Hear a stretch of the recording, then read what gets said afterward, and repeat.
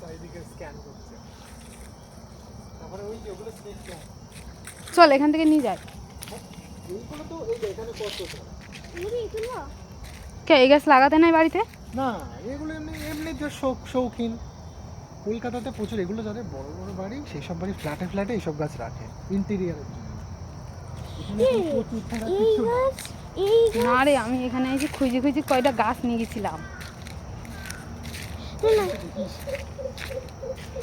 দেখ, এগুলো পুরো জঙ্গল ভর্তি।